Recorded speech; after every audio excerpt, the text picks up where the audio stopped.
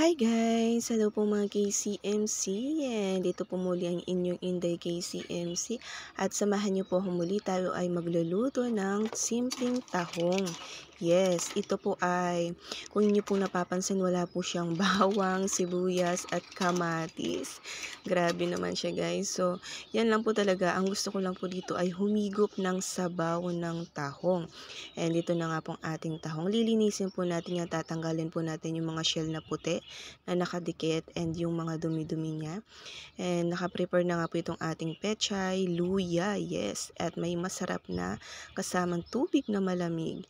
Yan po yung lagi kong hinahanap araw-araw.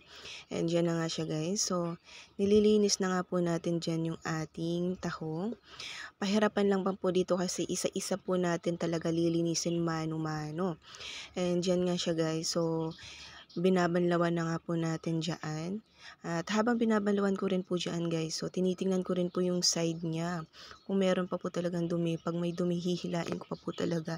And 3 times ko po atang binanlawan yan hanggat may nakikita pa po talaga akong dumi-dumi na nakalutang. Hindi ko talaga titigilan yan. Pang-apat ko po ata binanlawan yan. And ito na nga siya guys. So, okay na nga po itong ating tahong. Yan, grabe. So guys, so hindi ko siya ginisa. Pinakaluan ko lang po talaga siya sa luya. Grabe. Ewan ko ba, iba yung ni Juntis ngayon.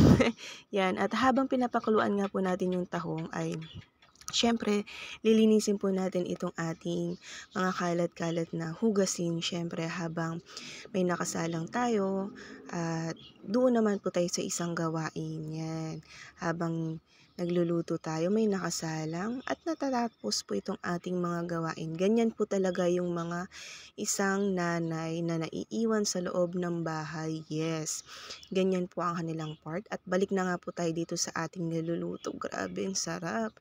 Yan na nga po, at kumukulo na itong ating tahong. And halo-halo lang po natin para po yung mga ibang part na hindi pa po nakabukas ng tahong ay ma-open po talaga sila. And yan, nilagay na nga po natin yung pechay dahil okay na po yun dyan yung ating tahong. Nag-add na lang po ako ng konting tubig dahil baka mag-dry po siya. And dyan na nga po, kulong-kulo na rin po.